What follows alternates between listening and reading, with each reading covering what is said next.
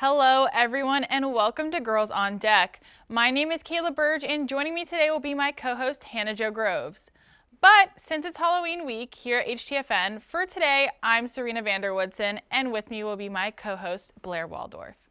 In today's show we'll have Doug Smethurst join us to talk about all the NFL primetime craziness from this past week. And later on, we'll have Ross Bernstein to give us his thoughts on the NBA season so far, some underrated players, and of course, we'll get his thoughts on the Ben Simmons situation. Girls on Deck starts now.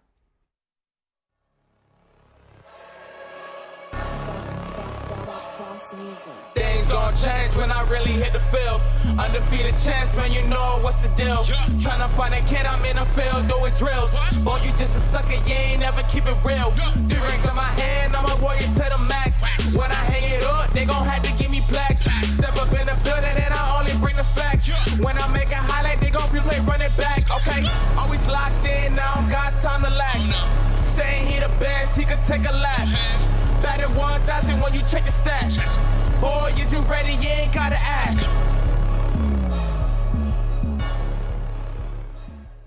Welcome back to Girls on Deck. Before we get started talking about this past week's crazy lineup of primetime games, all of which I was wrong about last week, by the way, I want to introduce our guest for this segment. This is Doug Smethurst, who's been helping out on the production side of HTFN for a while now and is making his on-air debut with us. Doug, how are you feeling today? I'm feeling pretty good, ready to talk some football, and just happy you guys have me on air today. Yeah, definitely. Well, let's get right into it, starting with the Monday night game we were all wrong about last week, the Buffalo Bills versus the Tennessee Titans. The first quarter was only surprising in that the Bills didn't score more, or even get the extra point for that matter. But then in the second quarter, none other than Derrick Henry ran for a 76-yard touchdown to get the Titans on the board and justify his title as the king. The Bills didn't take too much time to respond, though. They finished off a 57-yard drive by having Stephon Diggs run 14 yards and into the end zone. However, the Titans weren't anywhere close to giving up. After an amazing interception by Kevin Byard, Ryan Tannehill himself capitalized on the great field position by running it in and taking the lead. But the Bills were not going to let the Titans have the last word in the half. Josh Allen was determined as he ran out of the pocket and passed for 29 yards to a wide-open Cole Beasley. This gave the Bills a 3-point lead at halftime. And after the Bills got a field goal in the third quarter, the Titans finished a 67-yard drive down the field by having Derrick Henry bulldoze 3 yards into the end zone to get the touchdown, and with the extra point, a 1-point lead.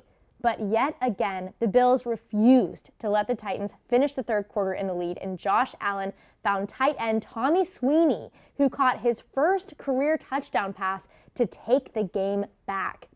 And here's the part where I thought the game was done. I think it's usually called the Philly special, but that night it was the Buffalo special, and the Bills looked fancy getting those extra 2 points.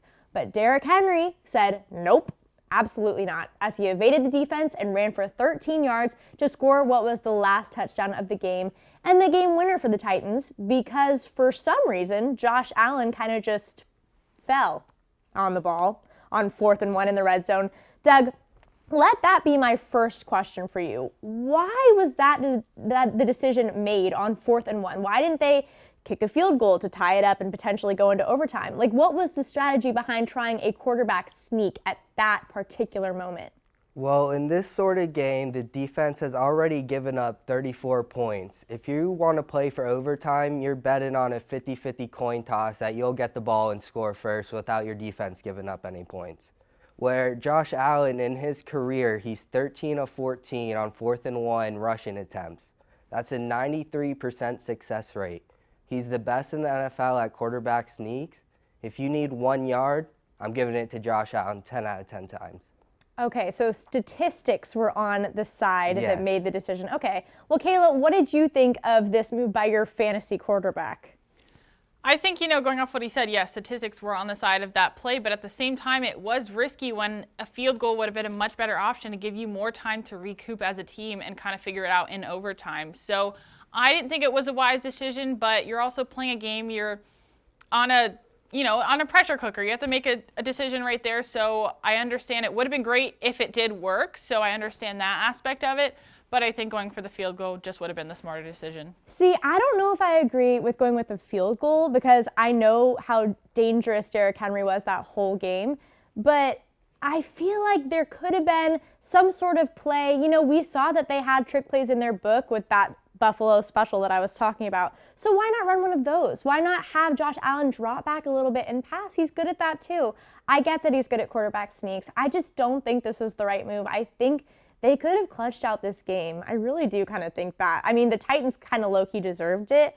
But anyway, let's move on here. So, Kayla, this Titans team is one who earlier in the season lost to the New York Jets. And then last night, we saw them take the Kansas City Chiefs. I mean, absolutely demolished them. And then, of course, we're talking about Monday night's game where they also beat the Bills. So this is the Bills and the Chiefs that they've won to at this point. I was going to ask you earlier if this involves any kind of luck, but now I think it's hard work. What do you think this Titans team is doing? I think, like you said, it's hard work and it's knowing what needs to be fixed and fixing it. Clearly, you know, after the Jets, they were like, all right, something's not working. Right. Let's do what we need to do to fix that.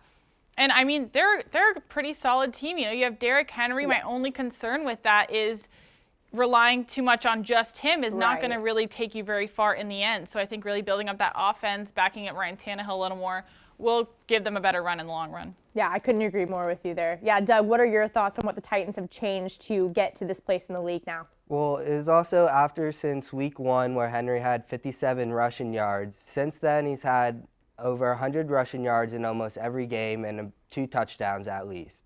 And it's also Ryan Tannehill. In the first 3 games, he had 6 turnovers, 3 interceptions, and 3 fumbles lost. Since then, he has 2. So that's a big part of their recent success in beating these top AFC teams. So they've really cleaned up their act there is what you're saying. Oh, absolutely. Just feed Henry, limit the turnovers, and you guys will have success. Well, Kayla, I can't talk about Thursday's game, but speaking of a team that needs some cleaning Yeah, up. let's move on to Thursday's game. Hannah Jo, I know this was not an easy one for you to watch.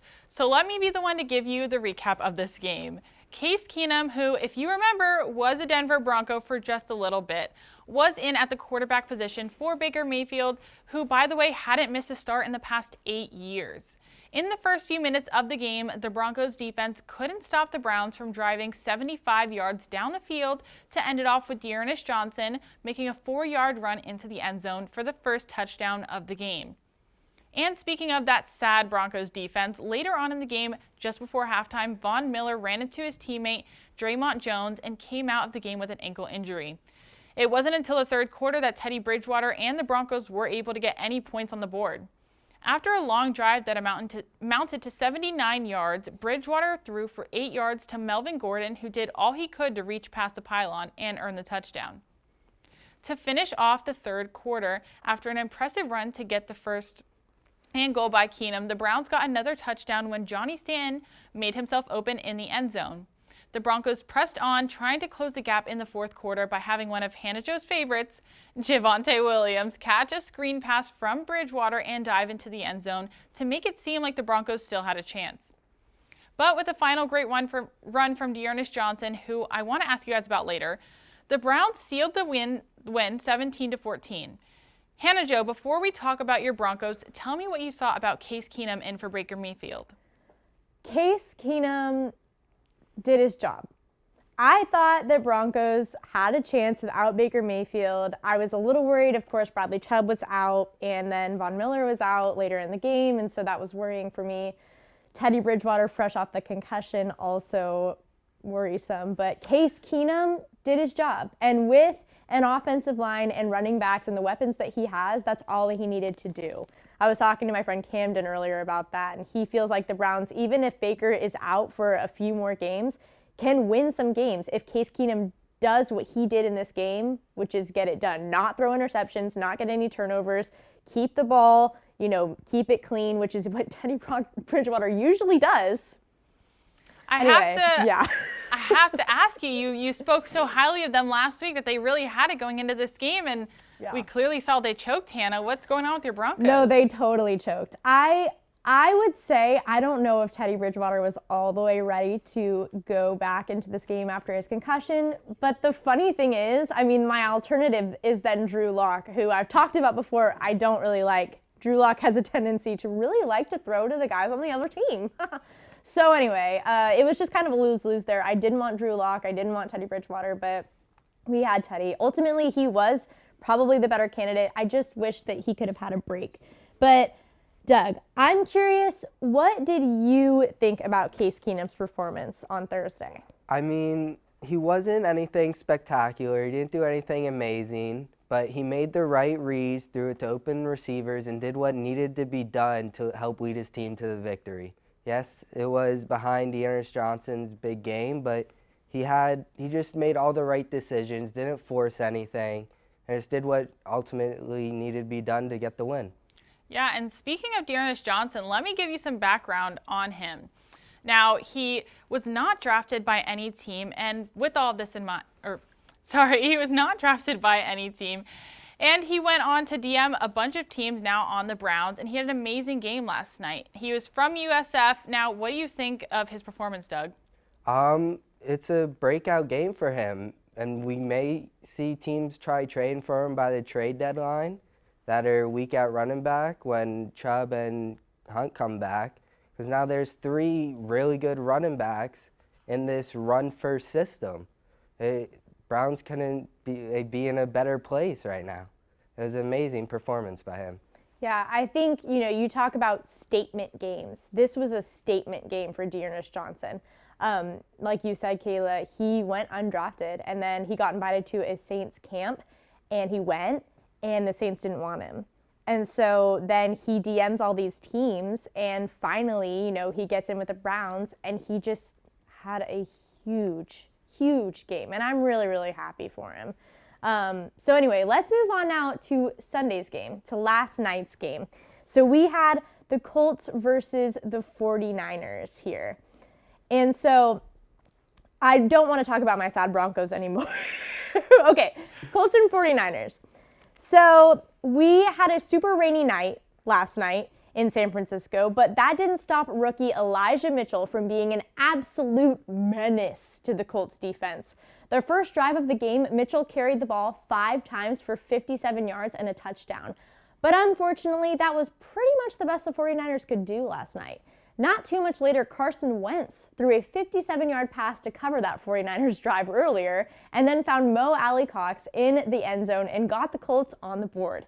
After Wentz threw a pretty nasty interception in the red zone that ended in a 49ers field goal, he tricked the camera and myself and kept the ball and dove into the end zone for a touchdown.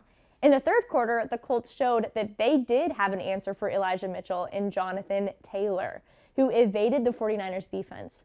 But in the fourth, the 49ers showed their great protection of Jimmy G, giving him the time to throw a 14-yard pass to Deebo Samuel for the touchdown. But after more weirdness due to rain, the Colts sealed their victory with a 28-yard pass from Wentz to Michael Pittman, and the final score was 30-18. Kayla, how do you think the weather affected this game? I mean, I think it made for a lot of fumbles, a lot of missed throws. Now, Doug, I want to throw it to you, though. What did we think of Carson Wentz? He was a tricky game this game. Like, he wasn't spectacular. The rain obviously helped hinder that aspect. The ball's slippery. Yeah. And there's some passes where he looked good. Then there's other passes where he just chucked it downfield and was hoping for pass interference. Right. So it was just... Well, but Doug, he got those pass interferences a lot. I mean, every point scored last night was like off of a pass interference call. I mean, how do you think that affected if it's not broken, things? don't fix it. I mean, like, I guess. If they're calling it, keep throwing it, I guess. Like, I guess. But is that cheap? No, don't make the foul. Don't make the penalty. I guess you're right. Yeah, the 49ers did look a little messy there.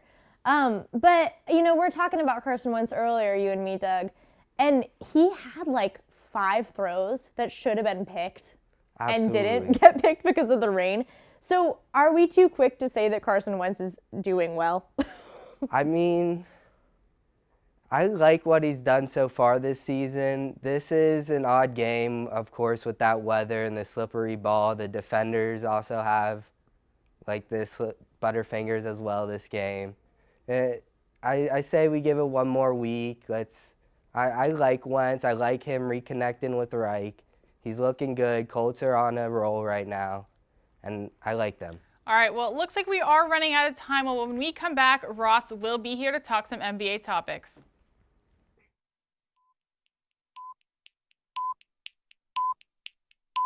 I'm in charge of the meeting this week. So you know what we're going to talk about?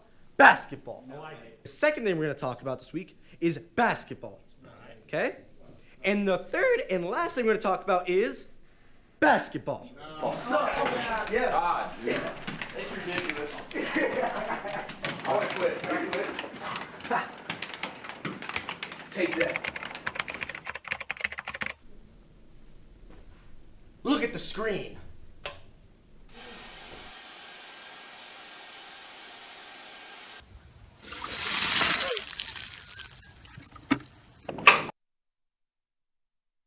What are we talking about this week? Basketball. Welcome back. Now, we have Ross Bernstein here today to talk NBA, his favorite topic to possibly talk about. Now, Ross, how are you feeling today? Groovy, baby. So tell us about your costume there then. This is Austin Powers from the amazing Austin Powers trilogy in many titles that I don't know if I could be able to say on air, especially the second one. But the first one, International Man of Mystery, forced my girlfriend to watch it last night. She didn't like it as much as I hoped, so issues. Sad we're day. having. Well, Sad day. I want to get your thoughts on the season so far, but I want to get your thoughts on some underrated players. Now, I know you have a list of them, so let's start. Who is your first underrated player of this year? Well, let's start with the cliche pick. I'm here to strictly talk about Miami Heat basketball 99% of the time, and I will I'm okay not with that. change that. We are going with Bam Adebayo. Here's the thing. People love to say Rudy Gobert this, Rudy Gobert that. I don't understand why Rudy Gobert is ever going to be considered a better defender than Bam Adebayo. For one reason only. Bam Adebayo could cover 1 through 5. I would love to see Rudy Gobert cover 1 through 3 at any point. He would get torched, right? And at the same time, Bam is better against better players. Against All-Stars last year, he held them to 36.1%. Rudy Gobert held them to 48%. At the same time, Ben Simmons had him at 47, and I think Draymond Green had him at 46. So I'm so glad that these so-called better defenders could guard Ricky Rubio or something. But when you put them against great competition, no matter what the position, we're going with Bam Adebayo. And at the same time, he has 5.1 assists on offense. That is second best to only the MVP, Nikola Jokic. Why do you think Bam is so underrated? Why do you think he's not talked about more? I just think he's maybe overshadowed by Jimmy Butler at this point, yeah. right? That could be it. He is arguably the best player on the team. In my opinion, the best player on the Miami Heat, but Jimmy Butler's still Jimmy Butler. He is the name that you look for. When you think Miami Heat culture, you're going to think Jimmy Butler, right? But he could just do so much, and he's such a great asset to the team that I think within the next 1 or 2 years, that entire narrative is going to change. This is going to be Bam Adebayo's team, not Jimmy Butler's team. I was going to say, I think, he's still young. He's 24. He has a lot of time to grow. And I think that he will continue to grow in the coming years. Eric Spoelstra even said it's the constant evolution of a great player. So I think he's only going to get better, and I think he could be. The Heat got something going on with taking those players and kind of creating their journey. We saw it with Dwayne Wade. We see it with a lot of players, and I think we could see it with Bam Adebayo. I hope he's a longtime Heat player because I think he's an absolute asset to the team and a great player all around. Yeah, I mean, he's looked great. Granted, we've only seen 2 games, but he has looked really good. He's had something like 17 points the other night, 20 points, 3 assists, and 16 rebounds. That's a lot. Phenomenal. And he's pretty good for shots, too. But I want to jump into your next player. I know you have one more to talk about. Tell us who it is, Ross. So this one's a little bit of a weird one to pitch because we all know he's good, but it's Zion Williamson. Just for the simple fact that he came into the league as maybe the most hyped player since LeBron. And it's just like no one talked about him, right? Do you know that last year he was the only player in the history of the NBA to have 25 points per game on 60% shooting? He is probably the most dominant force, maybe besides Giannis, in the entire NBA as far as going into the paint. And yes, is he injury prone? Of course. He's a very large Injured right human being. now. Yeah. Okay, fair enough. But he should be back in the next 1 or 2 weeks. And I expect him to be just as good, if not better than last year. Are we a little concerned that he's enjoying those beignets a little bit too much? I was going to say, didn't you say he'd gained some weight? Sure. 300 pounds. Who cares? He could still probably jump, what, now 40 inches in the air instead of 44? Boo-hoo. He is still such a dominant force in the paint, such a strong, and you don't think he's practicing his shooting? Unlike maybe another player we're talking about later, he actually he actually gets better when encouraged to get better over one specific Here's the thing, Ross. How does he continue to prove that when he's consistently on the bench with injuries? I mean, he played 61, 62 games last year. The first year was, getting adjustment to, it took a long while to even get him into the game. But last year playing 62 games is not, it's not like he's, playing 20 games a year for 3 seasons. Not like he's Joel Embiid missing 2 straight seasons. Yes, could it be a little bit of a worry? I don't blame you. But you can't just be like, oh, because he's injured, he can't be good. Played 62 games, and listen, if he misses the first 5 games this year and he's taking his time to get right, he's a big body. Take that extra week or 2. At the end of the day, that's going to pay dividends over the rest of your career. There's no need to rush back, especially at that size. And I expect him to be even better this year, somehow shooting over that percentage that he shot last year. I just don't know how you stop him. He's just too big and too athletic. Do you think he's someone that the Pelicans have to rely on, or that's someone that they can carry on without?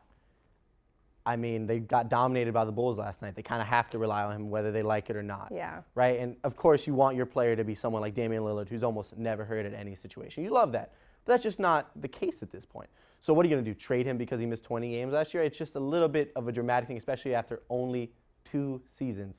If this progresses for, 3 or 4 more seasons where he's missing 20, 30 games on average, yeah, okay, you might have to move on at that point. And who knows? He might be getting traded at some point because he doesn't even want to be there. I think he wants to be with the New York Knicks. Bing bong. But we'll see. We'll see. At the end of the day, he'll be back for the next couple weeks, and I think he's going to have a great season. For your case, I hope so, because right now it's not looking good. We don't know when he's coming back, but those are some great picks. Now, I want to talk about another name, though, that's been pretty popular when it comes to the beginning of this season. Now, that's a guy named Ben Simmons. Ross, I want your opinion on this, but first, Hannah Jo, can you give us some background on what's been going on? I absolutely can. So I'll try to be as brief as possible. It is kind of a long story. Start with the facts of the situation, and Ross, please don't hesitate to correct me if I get anything wrong here. Ben Simmons is a 25-year-old point guard for the Philadelphia 76ers, and as far as I understand, he's under a contract with Philly for 4 more seasons. The issue is he wants out, and he's making it everyone's problem. It built up for a while, but all came to a head in Game 7 of the Eastern Conference semifinals last season against the Atlanta Hawks when he wasn't making free throws. I think he had outside factors affecting him during that game in particular, but the turning point, from what I can tell, was the moment where, in order to not have to shoot more free throws, he passed the ball instead of taking an easy dunk, which would have kept the Sixers in the game. The 76ers season ended after losing that game. So moving to this year, Simmons didn't play in the Phillies preseason game against the Raptors, didn't come to training camp, but then shows up to the preseason game against the Nets and says he wants to start the process to play with them again. So he's coming to practice, but keeps his phone in his pocket. And he serves a 1-game suspension after his coach Doc Rivers referred to him as a distraction. But now Simmons is saying he doesn't feel mentally ready to play with the Sixers. He wants to be traded. The Sixers won't trade him, and he's losing money by the hour, it seems like. Ross, what was the turning point for Ben Simmons? From your point of view, what is your guess as to what's going on inside this guy's head? All right, so first and foremost, I want to take it back, right? Obviously, he's dealing with a lot of mental health issues off the court right now. Yeah. But let's take it back for the past, 3 years or so? Mm-hmm. You've been asked to get better as a professional in one thing. Your job is to be an NBA basketball player. Your job is not to just be a defender. You're a superstar getting paid a lot of money. You refuse to get better, and you refuse to work hard. You're in the city of Philly, where another Philly legend, Kobe, would never stand for this. And on the other hand, if you haven't gotten better, why do you think you have the right to act like this, right? Yeah. If he's gotten better, done everything the organization, worked on his shot, and then the organization mistreated him, I'm all about, players having the right to go where they want to go. I think that's a great thing about this NBA. The players have the power now. It's not just the GM saying, hey, this is where you're going to go. Too bad. Players have the power. They choose where they want to go. But man, you have not deserved that right. You just haven't. You haven't put the work in. Mm-hmm. Well, yeah, and so, Kayla, I want to ask you about this. Talking about the Eastern Conference semifinals last season, this guy, Ben Simmons, he was going through some family drama involving his sister, tweeting out allegations that their half-brother had molested her as a child. He's going through all of this while, going through this series with the Atlanta Hawks. How do you think this affected him during that series?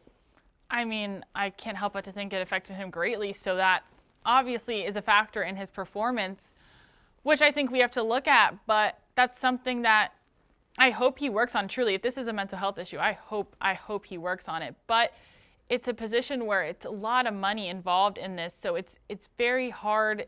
It's a very tricky situation, Ross. Now, what do you think of that aspect?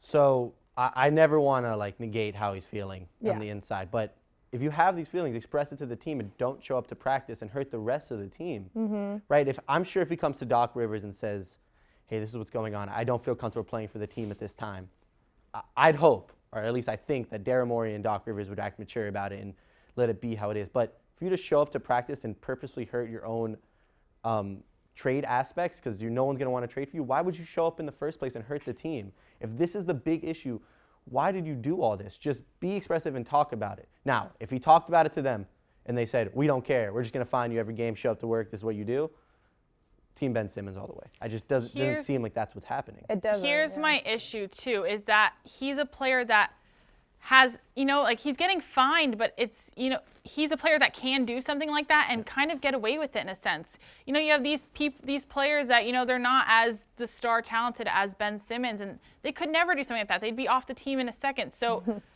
how does that play into it? Well, one, I'd not fully disagree, but I don't think he has all that power. Because if he did, he would have been traded by now. Because they would have taken someone for him. And they would have gotten better offers. But it seems like no one wants Ben Simmons, at least for that price point. Obviously, if they were able to get a great price point, you have arguably one of the best defenders in the league. But you're hurting your own trade value. And to shift the focus a little bit to the 76ers organization, what are you doing releasing all these photos, hurting your own player? All you're doing is hurting his trade value. And he's hurting his trade value. Absolutely. So the other day, he's not going to get paid. He's not going to be able to play for the team, which makes your team better, and you can't trade him. It's a lose-lose-lose situation, and that's why I think the players have been coming out over the recent days saying, hey, we support our brother Ben Simmons. We support this. Joel Embiid said, hey, don't be mean to Ben Simmons. We'll be fine, over the mic at the first game. A part of me thinks Daryl Morey made that phone call saying, hey, up his trade value. Stop saying all these bad things. But then I still don't understand how those pictures are released, but I digress. Going off of that, they can't even trade him until December, so I think that's why they have to keep him. Yeah. They have no other option. Well, he needs to go to a team where he can make mistakes. But Ross, thank you so much for being on our show today, and thank you to Doug Smethurst too. That's all the time we have for Girls on Deck. Join us next week. We'll see you then.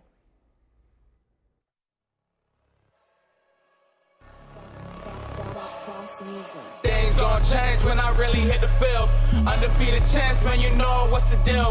Tryna find a kid, I'm in the field doing drills. Boy, you just a sucker, you ain't never keep it real. 3 rings in my hand, I'm a warrior to the max. When I hang it up, they gon' have to give me plaques. Step up in the building and I only bring the facts. When I make a highlight, they gon' replay, run it back. Okay, always locked in, now I don't got time to lax. Saying he the best, he could take a lap. Batted 1,000 when you check the stats. Boy,